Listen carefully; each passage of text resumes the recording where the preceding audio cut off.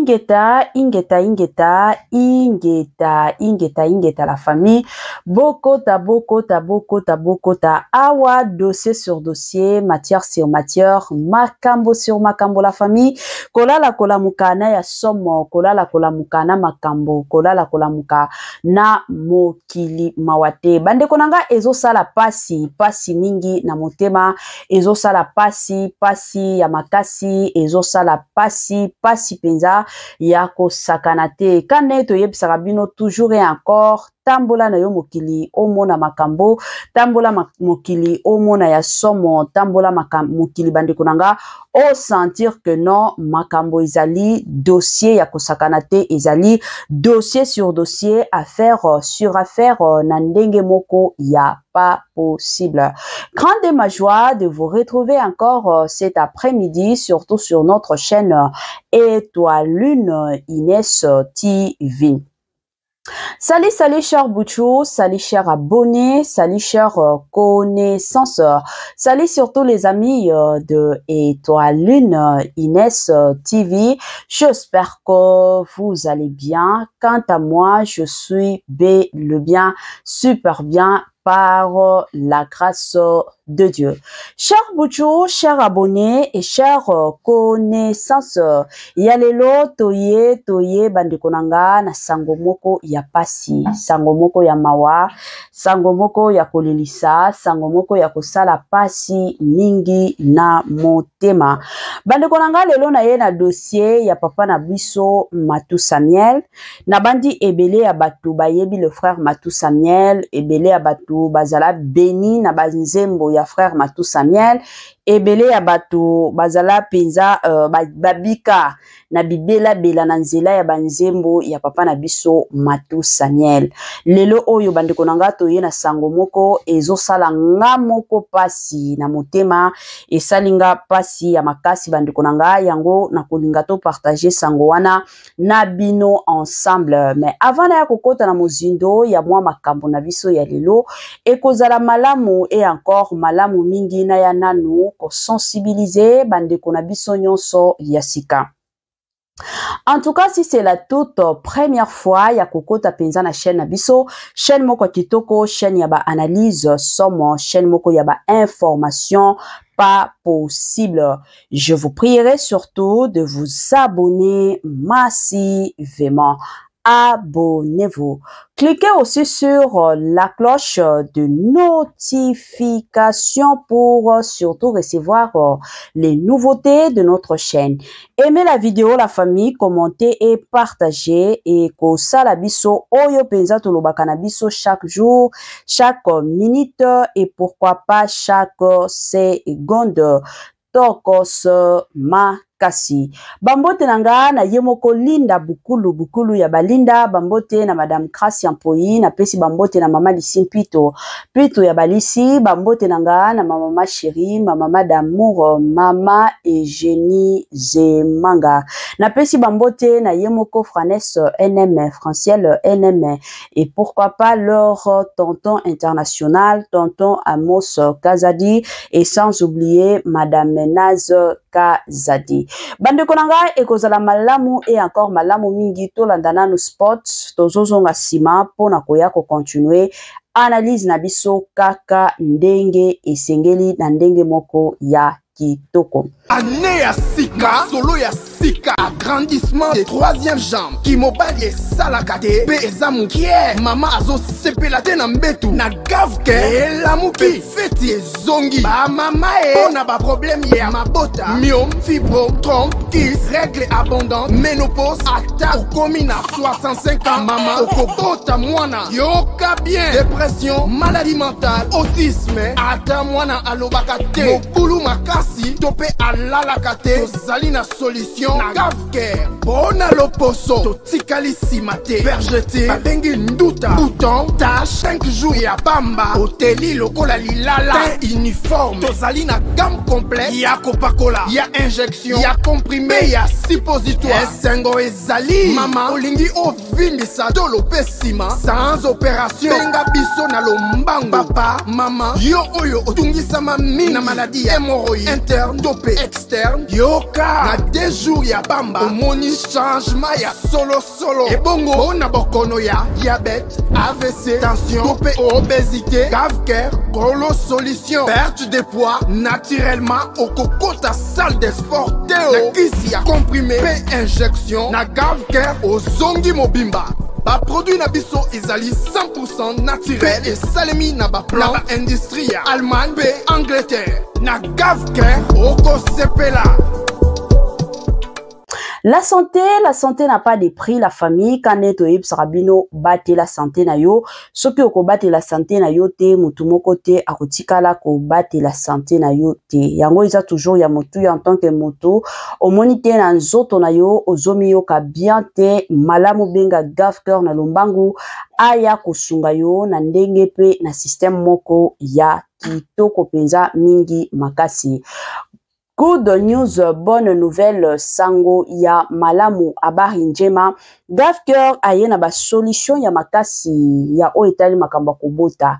Toyebi ke lelo oyo na ba couple belé, baza na ba problème ya mabota. Mais la plupart des cas, tout le monde a aka mwasi.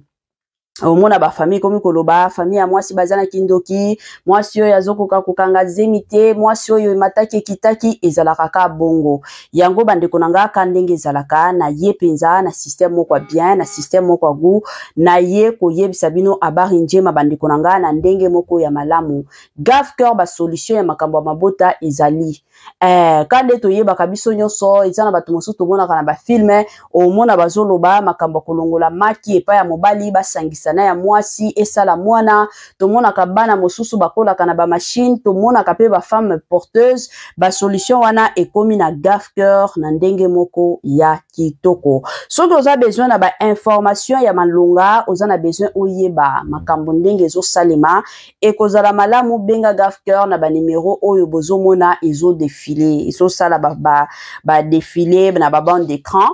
Soki omoni ke numéro wana peut-être oza na téléphone ba numéro wana eza mke moyen ou mon ezate benga biso na ba numéro oyo eza na sima nanga ya deux numéros okoki ko contacter biso tokotia bino en contact direct na Gavker. Voilà. Ba joyeux anniversaire na bandeko na biso nyonso oyo bazo célébrer ba anniversaire na bango mukolo ya lelo na ebike boza ebele oyo kilelo oyo bozo célébrer ba anniversaire na bino kande na lobaka toujours et encore ko célébrer anniversaire ezalaka nango lipamboli ebele baza lisusu te ebele baza ya kokufa mais soki de ton côté nzambe azobomba nzambe azobatela nzambe aza elongo na yo eza toujours et encore malamu koyaka ko célébrer anniversaire na ndenge moko ya malamu. Yango Étoile Nines TV na équipe mobimba toye penza ko souhaiter ba joyeux anniversaire na bandeko na biso nyonso oyo bazo célébrer ba anniversaire na bango mokolo ya lelo. Nos sincères condoléances na bandeko na biso nyonso o bazana matanga tolobaka toujours et encore tango matanga yaka la famille eyebisaka nango mutute ke no lelo nazo ya lobi kuna nazo kendete matanga yaka na cadre nango na système nango la famille yango Étoile Nines TV na équipe mobimba toye penza ko présenter ba sincère condoléances na bandeko na biso nyonso oyo bakufeli mama papa tata mwasi mama kulutu oncle yaya toye penza ko présenter ba sincère condoléances na ndenge moko ya malamu pe na ndenge moko ya kitoko. La famille chaîne na biso Étoile Nines TV ezalaka chaîne moko commercial ozana business na yo salaka ozana musala na yo ya maboko ozana compagnie na yo ozana besoin eyeba na mokili mobimba ozana besoin batu babetelango isango en tout cas contacter biso to sala ke compagnie na yo musala na yo ekoyeba na to biloko oyo tekaka kozala na clientèle ya malonga na ndenge moko ya kitoko la famille. Voilà, sans plus tarder toyebi biso nyonso histoire ya papa na biso Matou Samuel ndenge akufela basi na réseaux sociaux oyo eyaka nde moto eyaka nde mbutu mais finalement quand ndenge tolala katolamuki papa na biso Matou Samuel de son côté azui penza courage alobi non trop c'est trop il faut na ya kotia clarification na ba sango nyonso zotambolaka na ba réseaux sociaux et kozala malamu na ya kotia nyonso na poisa batu bayeba combien ya basi oyo papa Matou Samuel akufela. Bandeko nanga, en tout cas, explication à papa Matou Samuel et sala kinga pasi na motema. Sans plus tarder, na tie la bino nanu, sangwango, toyo kango biso nyonso, toyo kango epinga na kozonga pona koya kosala analyse nanga, tande to misana kosala ba analyse. Eza sango moko la famille et sala kinga pasi ya makasi, sango moko ya mabe, nzambe, na mokili oyo. Yango balobaka to jijaka batute santo yeba le pourquoi muto asala ki boye muto akendaki muto azongaki to zalaka presse ya ko juger te voilà to yoka papa na biso Matou Samuel naza mutali bosote parfois pour eza Matou Samuel yango mokile kwa lusakango elobaka si comme je suis la première personne à kufeli mais eza pasi eza moma pasi pe à César. Dans la perte de Bassimi Balé, moi c'est à Liboso, Isaki, Maman Titi. Après 14 ans de mariage, c'était pas facile. Nabala qui très jeune, parce que n'avait pas ministère Nazalango, et ce c'est un garde-fou. Mais Nzabasali autrement, c'est la volonté de Dieu. Ce que ça a appris en Bongo, en ligne pour fêter, parce que j'avais des partenaires qui me soutenaient. Nzabasala ou Ezamokaonaï. C'est aux télévisions, pour avoir des détails me sous-souter. La vie n'a qu'au été. J'ai dit, mais je reste avec les enfants, banamike, la vie n'a mais qu'est-ce que je dois faire? Atika à l'époque, Atika na bana 5. 5, ok. Bana 6. 6, ouais. Atika na bana 6. Alors, Natikali, ils ont qui facilité. De la monnaie, le cola, qu'il est comme Lili, comment je dois commencer encore? Recommencer. Bon, le Binzambe, na kokape kindumba te za vinangate. Bano bazamike, musano yosenga pe garde-fou. J'ai pris le courage, j'ai dit bon, c'est la volonté de Dieu. Ni na yobala Maman Kapi. Et Maman Kapi lisusu après 13 ans a yoti kabiso. Donc Maman Kapi m'a dit après 15 ans. Maman Kapi après 13 ans écouté Kabiso Nabala Misato exaucé Anaïs et Jonaris. Voilà les gens qui passent les gens ba vie les gens sombres au moins le qui a problème ba tout ça na internet ba c'était là mais ba c'est comment est en train de vivre na moment on en a pas les gens qui facilité j'ai dit Seigneur nalobaki na kiti na kene koloba nzambe soki nzambe eza eloko moko mabe ongama tuna sala longola kana bokili oh Seigneur kana bokili sana azolela sibiro nyonso Seigneur na sala kayo na ebi bokili te na ebi kobote na bima na mwasa mutu te mais pourquoi mais c'était la volonté de Dieu. Voilà. On vous sent très ému par rapport à Likambo. C'est vrai que Makambo Lobama Mingi autour de Solo, ça fait partie de votre parcours, raison pour laquelle tu évoquais en haut. Désolé, par rapport il y a attitude, émotion à plateau. Voilà, c'est ça.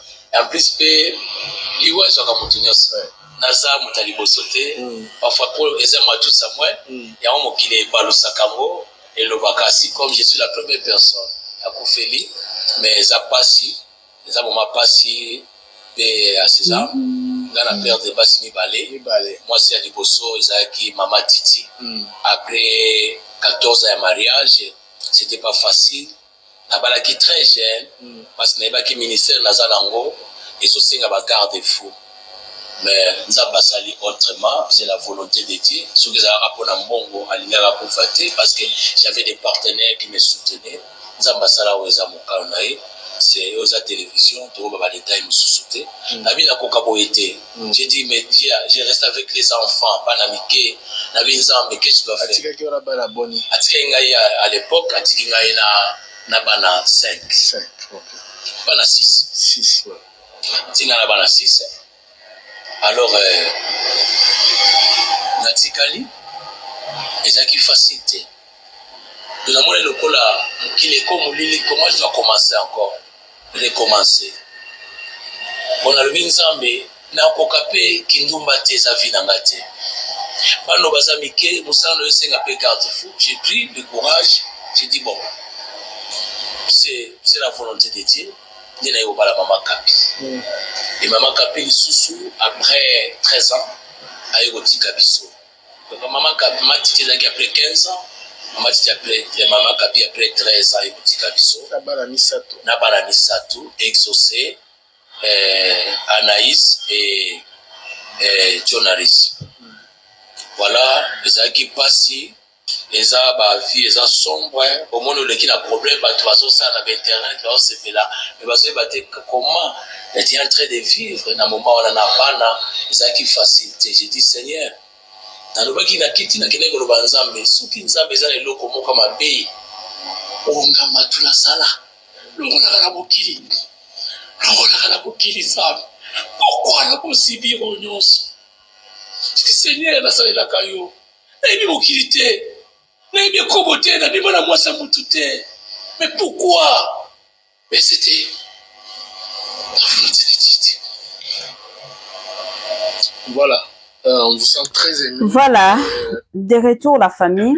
Na bandi ebele ya batu bauti kolanda. Makambo o touti ko beti la sete touti ko yoka epai ya papa na biso Matou Samuel ebele ya batu touti ko yoka combien papa Matou Samuel alili awa na émission bon yo sala pasi bandeko tomitiana na place ya papa Matou. Déjà dès le départ, la plupart à ba Congolais to traita papa Matou Samuel na ba kombo nyonso. Surtout après témoignage ya Maman Kapi o basala na Matou Samuel 13 ans. Maman Kapi abimisa ba audio moko ya somo koloba combien papa Matou Samuel azam to kisi combien d'ailleurs émission wana na sala yango kala ya de cela presque 2 ou 3 ans. On a sala émission wana na chaîne nanga na ba audio wana izalaka. Alors la plupart ya ba Congolais ba memama kaka na ba audio na émission oyo Maman na biso Kapi asala pona pasteur pona papa na biso Matou Samuel. Toyebi ke na mabala mbutu ezanga kate. Mais la plupart surtout ya makambo biso basi tozanga ka maîtrise. Soki oza na mobali boswani, la plupart a basi omona akomi kozwa makambo na ye nyonso akomi kobimisa yango libanda. Omona mwasi akomi komema nyonso akomi kobeta masolo epai ya bakamarade. Mais toyebaka te baretombe oyo ekozongelaka biso. Et surtout basi nga nalobaka basi ebele, nayebi te soki eza eloko moko ya kitoko o Nzambe akela epai ya mwasi. Mwasi soki alobi akosa yo, mwasi akoki kokosa ondimi na kondima keno makambo mwasi azoloba eza ya solo. Ezalaka bongo. La famille tolo bango. Ezalaka mingi bongo. Mwasi soki alobi akosa. Akokosa mokili mobimba koki kondimela ye. Nalobi te ke no Maman na biso Kapi akosela papa na biso Matou Samuel te. Mais nalobi kaka lokuta ya mwasi ekendaka. Toujours et encore. Alors, na makambo nyonso bandeko nanga na bandi ebela batuto tiko yoka papa na biso Matou Samuel abotan abala plutôt. Donc mwasi azana ye, mwasi apoto oya balaki nde mwasi na ye ya misato. Et soki tozongi sima na basi na ye nyonso ya liboso basala na ye 15 ans. Yami bale 13 ans, ce qui fait 28 ans. Donc basi penza mibale oya vanda na bango. Eloko yaki kosala keno baya kokabwana ezaliwa. Lelo oyo tozo ebeta lisolo ya papa na biso Matou Samuel parce que aza personnage public. Yango tozo ya kobeta masolo ya papa Matou Samuel. Mais toyebi ke na ba famille na biso. Na ba connaissance na biso toza pe na genre ya ba papa o bakufela basi. Ya même de ces papa oyo bakufela 8 basi, bakufela 5 basi. Tokoya jamais kobeta lisolo na bango te. Pourquoi? Parce que baza ba personnage public te. Soki lelo oyo batu balingaka koya kosambwisa papa na biso Matou Samuel, c'est parce que bayebi ke Papa Matou Samuel aza personnage public. En tout cas, na sepeli vraiment na sortie médiatique, ya Papa Nabiso Matou Samuel, et lokoka na koloba, na situation o nyonso, eza ke Papa Matou, zalaka makasi. Zala makasi, mokili tambolaka nango ka bongo. Mokili oyo babambaka biso biloko oyo tikala kosala te. Peut-être kana liloba moko lobaki, bato bakomi ko changer maloba na yo. Écoute lobaki, sikoyo na liloba wana okomi komona bato mosusu bakomi kosalela lango développement ya makasi. Kana liloba moko olobaki. Peut-être que yo lobaki yango ata na ba intention ya mabete. Peut-être que yo lobaki yango ata na ndenge ya mabete. Mais tellement que Congolais aza mutu moko azwaka kaka mwa likambo ya 2 minutes. Akoti ko développer yango esali 20 minutes. C'est ça un Congolais. Alors elo okana osenga na yo eza kaka courage. Deuxième des choses, eloko kana osenga na Papa Matou Samuel limbisa na babiso o nyonso tokota makambo na yo. Surtout moi je me rappelle na émission ya Mama Kapi o na sala. En tout cas bandeko nanga ezalaki émission moko esalaka tinga pasi, surtout ke na ebandeli wana tozaki penza na ba recherche ya makasi te neti oyo toza nango lelo, parce que lelo oyo soki dossier eye avant to lekisango na ba chaîne na biso tolingaka mingi ko salela ngo penza ba to luka ba information nyonso ezala ya solo.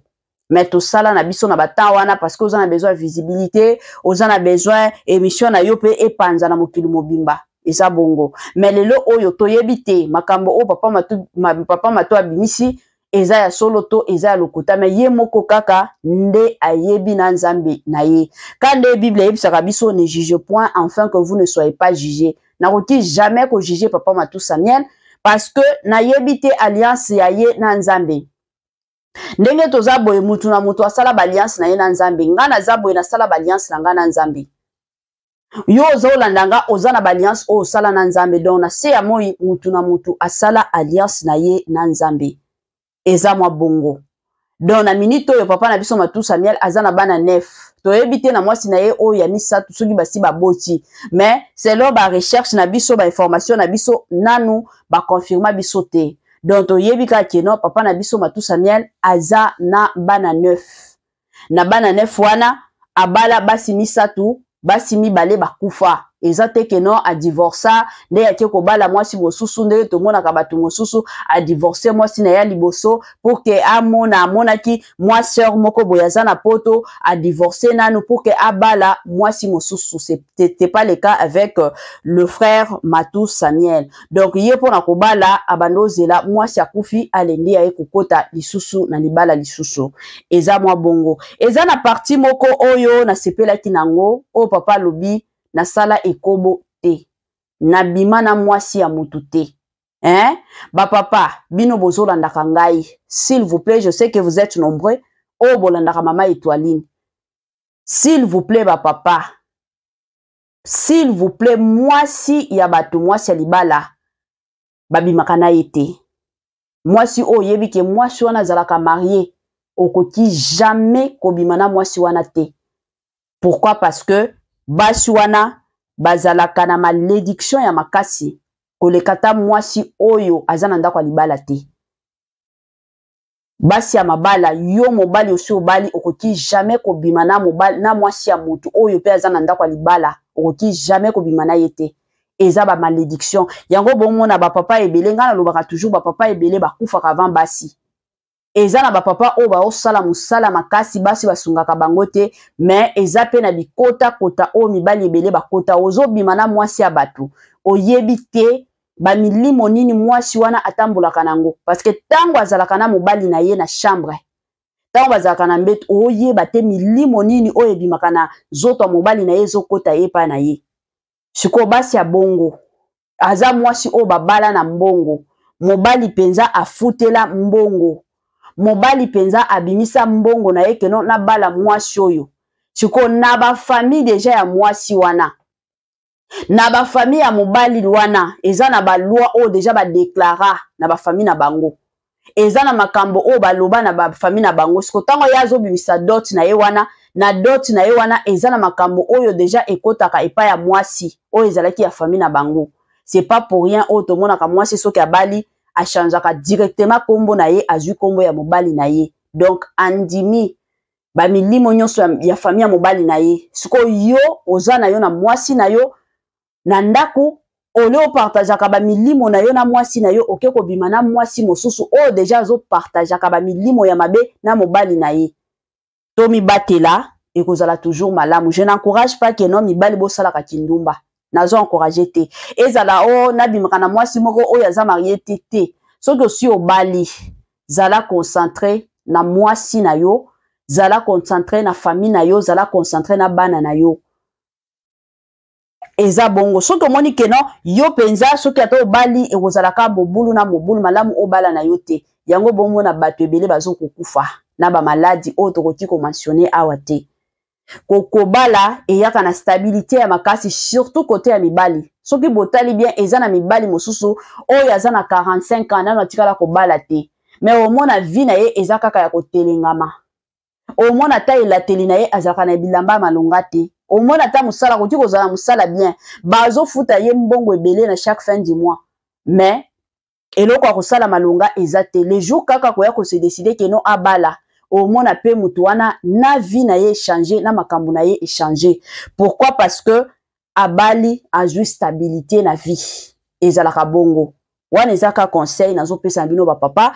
Donc ba papa bino bomesana na kindumba ekozala malamu soki ozana besoin au vivre longtemps ozana besoin ozala na esengo na vie na yo mobimba ti mukolo kokufa na lobi te ke no makambo na vie ezangaka te makambo ezangaka te makambo eyaka toza batu mais soki omoni ke osala na yo kindumba te obima na basi ya batu te ata epai ya nzambe omoni ke makambo na yo ezosimba te kotia mabolongo na yo na se lobi nzambe natikala kobima na mwasi ya motu te natikala kosala kindumba te nzambe fongola vie nanga mais soki osala kindumba eza babilo mosusu ekozala pasi pe mawa ekozala ka blocage na blocage freinage na freinage parce que ozana ba milimo oyo ozotambolaka nango.